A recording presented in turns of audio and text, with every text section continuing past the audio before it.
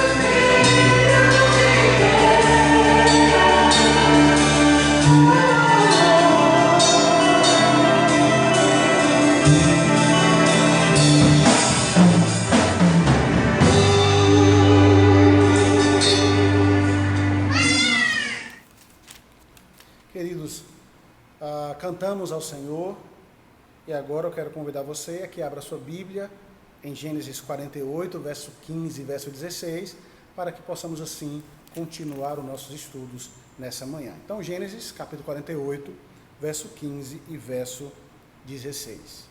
Ouça com fé a leitura que farei da palavra do Senhor, que diz assim: E abençoou a José dizendo: O Deus em cuja presença andaram meus pais Abraão e Isaque, o Deus que me sustentou durante a minha vida até esse dia, o anjo que me tem livrado de todo mal, abençoe estes rapazes, sejam neles chamados o meu nome e o nome dos meus pais Abraão e Isaque, e cresçam em multidão no meio da terra. Amém. Vamos orar? Obrigado, Senhor, por essa manhã, obrigado pela tua palavra, abençoe o teu povo, aonde estiver, em casa, ouvindo, ó Deus, esse estudo, que o Senhor possa derramar graça sobre cada um de nós. Essa é a oração que te fazemos em nome de Jesus.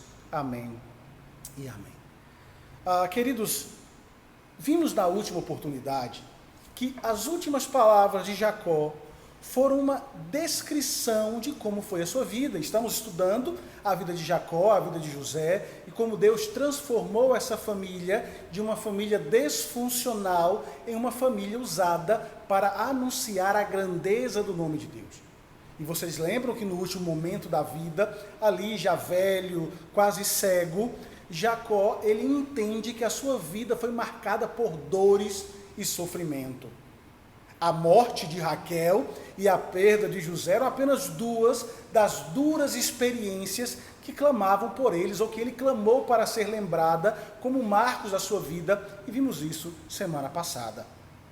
Porém, os últimos anos de Jacó vivendo no Egito mudaram a perspectiva daquele homem. Ele pôde ver e testificar o quanto Deus fizera através da sua vida. Por isso, ao final da vida, agora, nesse instante, quase cego, ele vai abençoar os filhos de José. E ao abençoar, ele disse algo muito interessante. Ele disse essas palavras que lemos, né? O Deus em cuja presença andaram meus pais, Abraão, Isaque e Jacó, que conduziram a minha vida, que me protegeram. Sejam com esses rapazes e os abençoe e os façam prósperos nessa terra. Nesses versos, Jacó destaca dois aspectos do caráter de Deus, que é o que vamos ver nessa manhã, tá? Ele destaca o fato de que Deus é fiel e de que Deus é o pastor que vai redimir Israel de todo o mal. Então, hoje vamos tentar entender esse entendimento dos atributos de Deus que Jacó compreendeu ao final da sua vida. Então, vamos lá. O primeiro dele é que Deus é fiel. O Senhor, como ele disse, era o Deus de seu pai, do seu avô, e o Deus de Abraão, e o Deus de Isaque. E o entendimento dele é que esse mesmo Deus que foi com seu pai e com seu avô, seria o Deus de seus filhos e de seus netos depois dele. O Deus de José, o Deus de Efraim, o Deus de Manassés, como também o Deus dos descendentes dos filhos de José. Ele entende que a fidelidade de Deus se estenderá por todas as gerações. E esta é uma verdade extremamente preciosa. Porque na Escritura, o Senhor não vem aleatoriamente a pessoas e a indivíduos desconectados. Não. O que percebemos é que ele trata com famílias. Aí nós vemos a importância da família, a importância de se viver em igreja, em comunhão. Perceba que nós somos frutos disso, não é verdade? Talvez muitos de vocês que estão em suas casas não foram os primeiros na sua família a crer em Cristo. Nós herdamos uma fé que veio de nossos avós, de nossos pais, que foi dada a nós, e nós estamos passando aos nossos filhos. Ou talvez, quem sabe, você seja o primeiro em sua família a confiar em Deus, mas mesmo assim, o seu desejo e o seu interesse é de continuar, de propagar, de ensinar a verdadeira fé aos seus filhos.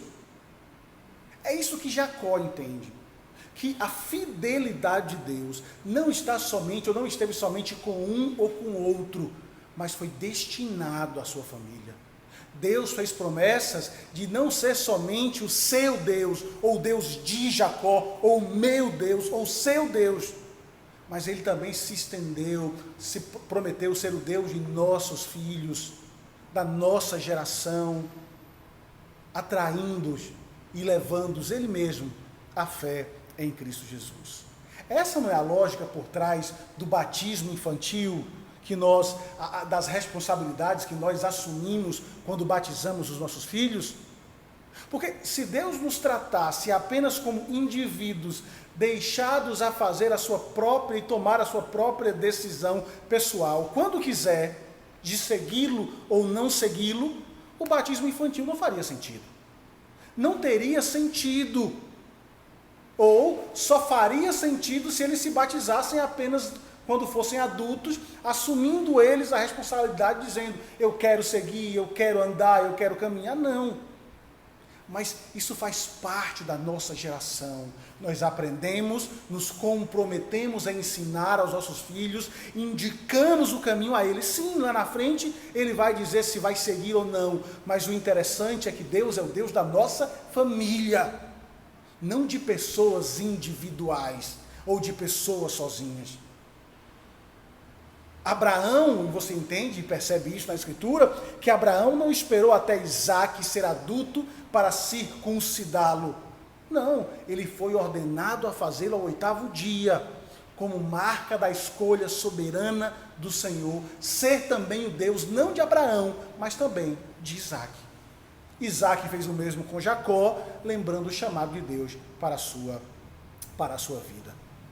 Claro que nem a circuncisão e nem o batismo não garantem salvação automática ou bênçãos automáticas, não, de forma nenhuma. O que nós entendemos é que o ensinar o caminho do Senhor, que o nosso compromisso com Deus, mostrando ser Ele o meu Deus, o Deus dos meus filhos, poderá ensiná-los a trilhar o caminho da verdade, a tomar as decisões corretas com base na família de Deus, sendo Ele preservado de grandes prejuízos e recebendo bênção, sim.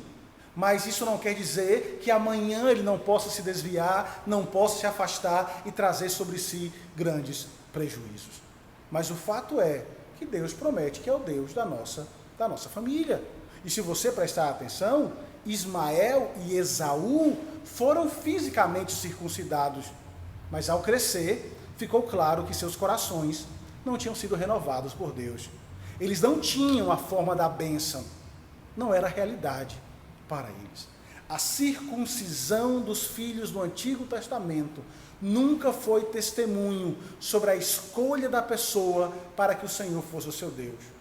Era sempre um ato de fé indagadora da parte do pai, de que o Senhor estava pronto a ser também o Deus dos seus filhos. É a responsabilidade de entender quem é Deus e ensiná-lo aos nossos filhos e levando-os a trilhar o caminho da verdade, para que amanhã eles possam tomar a decisão que mostrará de fato o que há em nosso coração. E como isso é maravilhoso, não é verdade, irmãos? Como é maravilhoso que o Deus, Criador do universo, esteja também disposto a ser o Deus dos nossos filhos. Quando os batizamos, declaramos que a promessa de Deus no dia de Pentecostes ainda é verdadeira hoje, porque Ele prometeu dar o seu Espírito a nós, aos nossos filhos, como também a muitos daqueles que ainda se encontram longe, que não vieram de lares e famílias cristãs, talvez como eu e você, mas que pela maravilhosa graça de Deus serão incluídos e incorporados a família da aliança quando o Senhor os salva.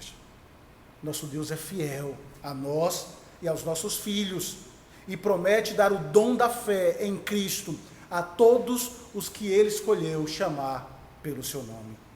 Essa fidelidade de Deus é intensamente preciosa a todos os que se conhecem como pais disfuncionais. Perceba que isso é um motivo de alegria, talvez para mim e para você, porque diariamente nós pecamos contra nossos filhos, amamos pouco ou amamos demais, mimamos demais, talvez expomos a impensadas situações perigosas, ou quem sabe permitimos que eles fossem além daquilo que de fato a Escritura ordena. E o Evangelho diz que há perdão para nós e para os nossos filhos. Nossas próprias vidas, de forma às vezes incoerente, são salvos e alvos da graça e da fidelidade do nosso Senhor. Ele prometeu àqueles que Ele chamou pelos nomes, com aquele que Ele fez aliança, que Ele cuidaria de nós. Que esperança, na verdade, irmãos? Que esperança nós temos. Por isso, não deixe de orar pelo seu filho, se ele está afastado. Não deixe de clamar a Deus para que possa mudar o coração, porque ele ouviu as verdades.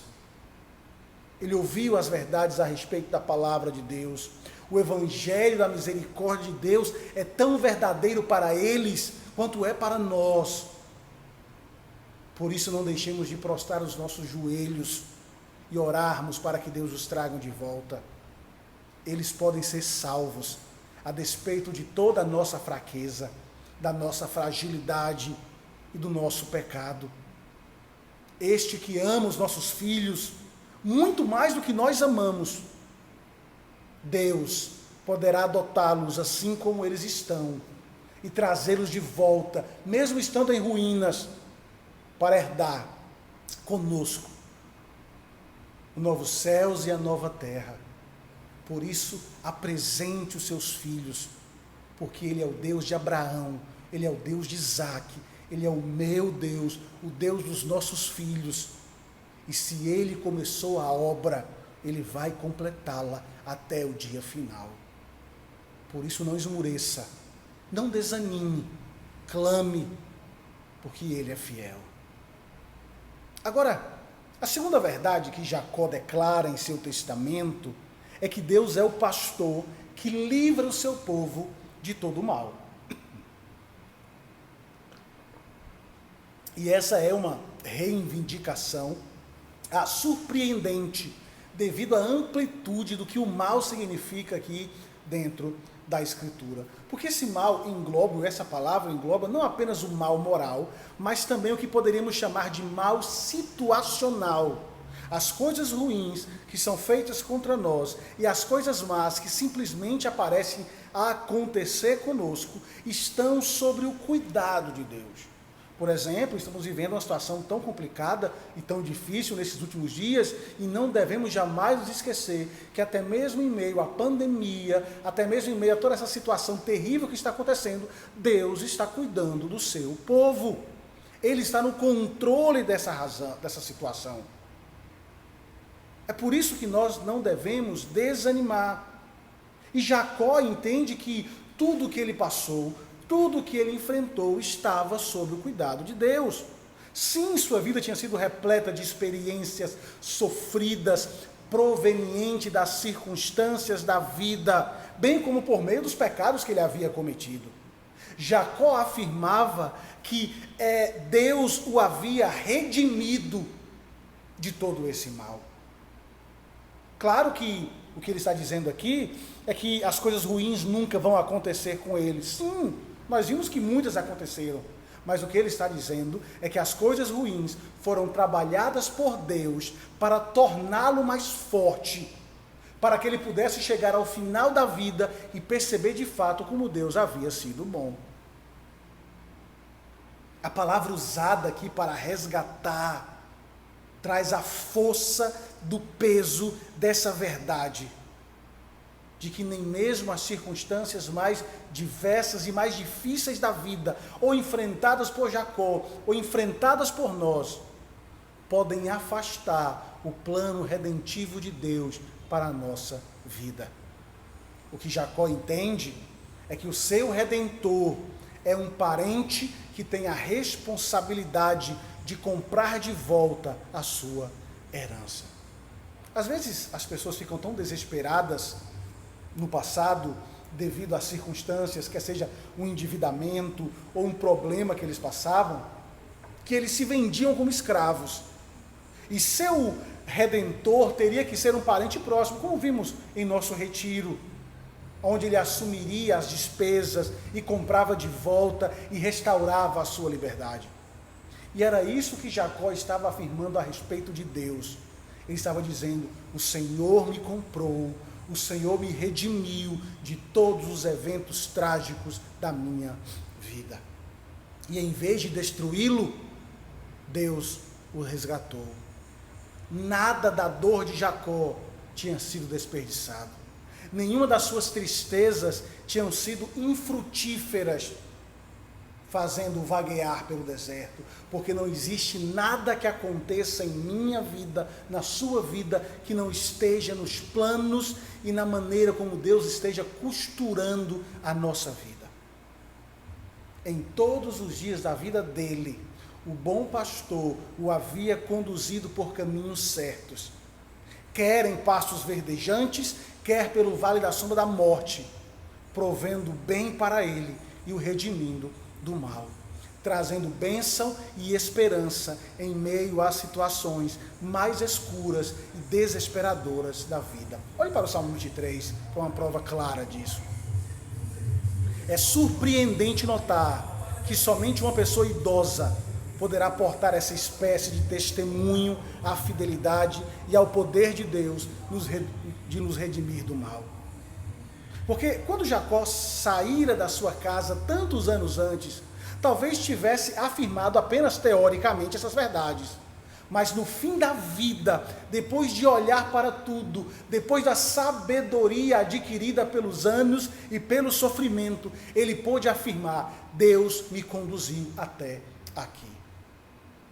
Talvez você ainda não tenha visto isso e não tenha como reafirmar essa verdade, porque ainda está envolvido em situações difíceis e situações de dor. Talvez você ainda não consegue ver a luz para que saia dessa escuridão que você vive. Mas eu quero dizer para você que Deus está tomando você pela mão e conduzindo e levando você para que você saia desse momento. Porque Ele é o pastor que conduz as suas ovelhas até os pastos verdejantes. Os dias da jornada de Jacó sobre a terra estavam aqui quase terminados. Mas antes de partir, ele queria transmitir a bênção desse Deus fiel e desse pastor redentor aos seus filhos e aos seus netos. Só que essa mesma bênção, queridos, também pertence a nós, a mim e a você. Porque nós somos descendentes espirituais de Jacó, membros do Israel de Deus. Podemos ver e testemunhar até mais plenamente do que Jacó, que o Senhor é o nosso fiel pastor, que nos redime do mal. De onde nos prostramos, vemos a enormidade do que realmente custou a Deus tornar-se o nosso Redentor. Hoje, depois de tanto tempo, podemos olhar para trás, olhar para a Escritura e ver o que custou a nossa redenção. Porque a fim de se tornar o parente que nos redime, o próprio Filho de Deus deixou o sorriso eterno da bênção do Pai e entrou nesse mundo de sofrimento e maldade. Jesus teve que se expor ao ódio, à inimizade que está no mundo. Aprendeu pela dura experiência a confiar no Pai nas horas mais escuras, como também nos melhores tempos. Jesus recebeu um corpo quando aqui esteve. Ele experimentou sofrer pela maldade nas mais terríveis formas. Suas costas foram fustigadas com varas até sangrar em carne viva. Mãos e pés foram cruelmente traspassados por pregos. Um lado apunhalado pela lança e um coração quebrado pela hipocrisia, traição, ingratidão, infidelidade e abandono dos homens.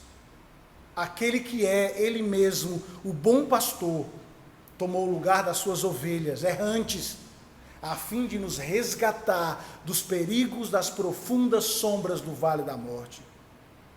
O fiel filho que foi abandonado pelo próprio Pai, a fim de nos comprar de volta da escravidão e devolver a nós a herança que foi dissipada pelo pecado. Ele nos redimiu do mal, tomando sobre si o castigo e a penalidade que o nosso pecado merece. Ele que nos cobriu com a sua perfeita santidade e pureza. Este é o poder da cruz. O Filho de Deus, que foi morto por nós, agora nos reveste de sua perfeita justiça, realizando assim o propósito eterno de Deus, de ter um povo santo que lhe pertence para sempre. Jacó não contemplou essas verdades, ele acreditava, mas eu e você podemos olhar para trás e entender o peso da redenção que nos tornou povos de Deus, ou que nos tornou o novo Israel de Deus. Você enxerga aqui o poder do último testamento de Jacó? Aqui estava um homem pronto para morrer, porque entendia o verdadeiro significado de sua vida. Um homem que conhecia pessoalmente aquele que prometera estar com ele na vida e na morte. O pastor que andara com ele todos os dias da sua vida e não abandonaria agora quando ele estava morrendo. O Redentor que o comprara da escravidão do pecado. O Redentor que o redimira mesmo em meio à sua morte, agora estava com ele. A promessa que Deus fizera à sua mocidade seria contemplada por Jacó na eternidade. Era uma promessa que o pastor de Israel, o pastor de Jacó, o conduziu em toda a sua vida e o levaria agora para as moradas eternas. Queridos irmãos, mesmo sendo duro dizer isso, estamos todos caminhando um dia para a morte. Ninguém sabe quando tempo de vida ainda temos, ou quando Deus nos chamará para o seu encontro. A pergunta que eu faço é: você está pronto para se encontrar com Ele como Jacó estava? Você tem um testemunho similar de que Deus é o seu pastor e o seu redentor? Talvez hoje seja o dia que Ele o chame a entrar em um novo relacionamento com Ele, como seu pastor, como seu Senhor, onde você precisa abandonar esses vícios, abandonar os pecados, entendendo ser Ele a melhor coisa da sua vida. Por isso, submeta o seu coração ao chamado soberano de Deus. Incline-se a Ele pela fé, olhando para Cristo como nossa esperança por aquilo que Ele fez por nós. Se você já confia em Deus, lembre-se hoje que Ele é o fiel pastor e que Ele nos redime de todo o mal. Isso inclui todas as circunstâncias difíceis da vida. Isso inclui que Ele cuide de nós, mesmo em meio aos mais terríveis temores e terrores. Ele nos redime de todo o mal.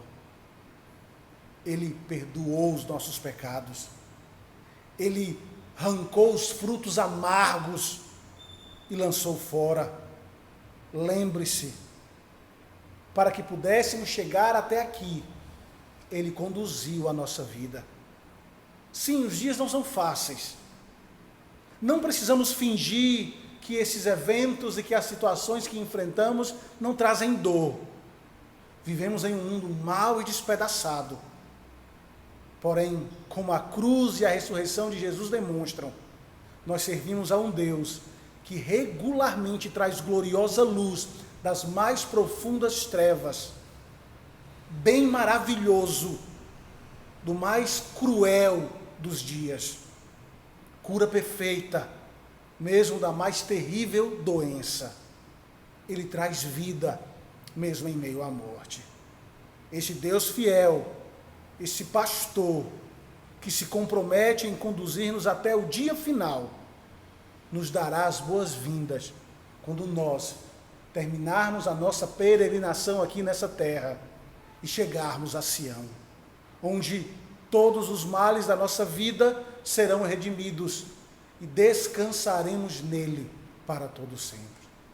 Por isso você, querido irmão, não desanime, não fique triste com aquilo que acontece, com o que está acontecendo ou com o que pode acontecer na sua vida. O Deus que é fiel cuidará de você. O pastor de Israel é o nosso pastor e nos conduzirá seguros até o dia final. Descanse nele, confie nele siga os seus passos, siga a voz do doce pastor que nos conduz aos pastos verdejantes. Que Ele nos abençoe, que Ele derrame sobre nós a sua graça, em nome de Jesus. Amém e amém. Curvemos as nossas frontes e oremos ao Senhor, queridos. Bondoso Deus, mais uma vez agradecemos ao Senhor, porque Tu não fostes apenas o Deus de Jacó, ou o Deus de Abraão, o Deus de Isaque, mas é o Deus dos nossos pais, é o meu Deus, é o Deus da igreja, o Deus de cada um de nós.